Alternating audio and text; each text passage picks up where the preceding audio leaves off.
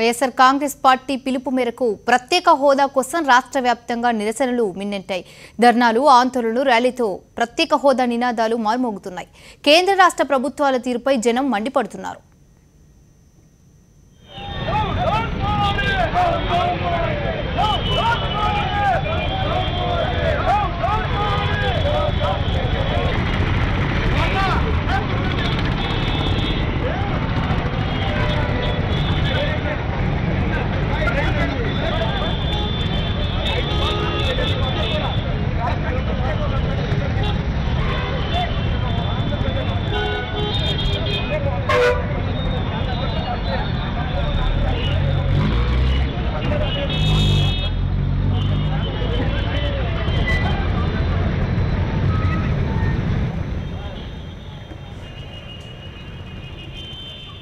AP ప్రజల ఆశలపై కేంద్రం నీళ్లు చల్లింది. ప్రత్యేక హోదాపై ప్రధాని మోదీ ప్రకటన చేయకపోవడంపై పట్ల తిరుపతిలో సిపిఎం వినూత్నంగా నిరసన తెలిపింది.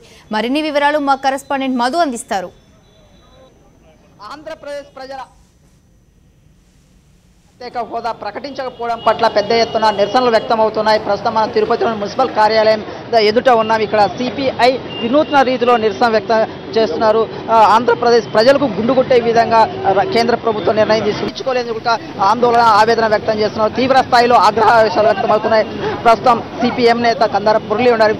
ప్రధాని వచ్చిన సందర్భంగా మీరు ఏం ఆశించారు, ఏం జరిగింది, కారణాలు?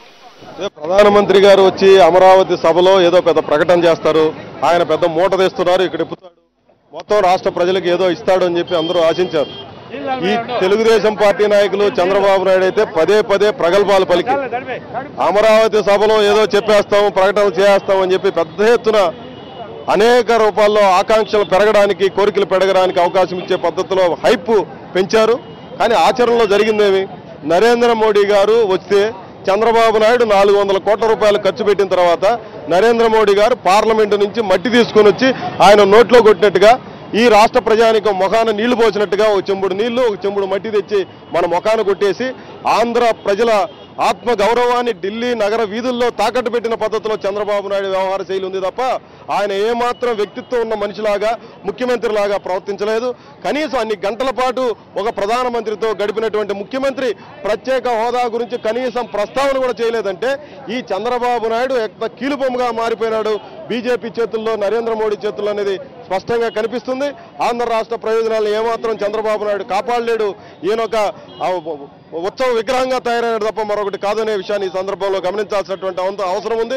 అందుకనే ఆంధ్ర రాష్ట్రంలో యావత్ ప్రజానీకం, శక్తులు, రాజకీయ పార్టీలు అందరూ ఏకోన్ముఖంగా చంద్రబాబు నాయుడు, మోడీల మోసాన్ని వ్యతిరేకిస్తూ ఉద్యమిస్తూ వీధుల్లోకి రావాల్సినటువంటి అవసరం ఉందని చెప్పి సిపిఎం పార్టీ తరఫున మేము అభిప్రాయపడుతూ మోడీ బోడిగుండు కార్యక్రమాన్ని మేము ఈ సందర్భంగా నిర్వహిస్తున్నాం తిరుపతి నగర వీధుల్లో. మీరేమంటారు? వాస్తవంగా రాష్ట్ర ప్రజానీకం చంద్రబాబు మీద ప్రత్యేక హోదా తెస్తాడని చెప్పి తెచ్చే మొగాడు ఆయనేనని చెప్పి, దానికి బీజేపీ సంబంధం ఉంది కాబట్టి బీజేపీ నరేంద్ర మోడీ కూడా హోదా ప్రకటిస్తాడని చెప్పి 5 కోట్ల ప్రజానీకం అందరూ కూడా దాదాపు 20 నెలల పాటు ఎదురు చూశారు. కానీ నరేంద్ర మోడీ నిన్న రాజధాని శంకుస్థాపన కార్యక్రమంకి వచ్చినప్పుడు ఆయన మాట్లాడే ప్రతి మాటను ప్రత్యేక హోదా కానీ, రాయలసీమకి ప్రత్యేక ప్యాకేజీ ప్రకటిస్తారని చెప్పి ప్రజానీకం ఎదురు చూశారు.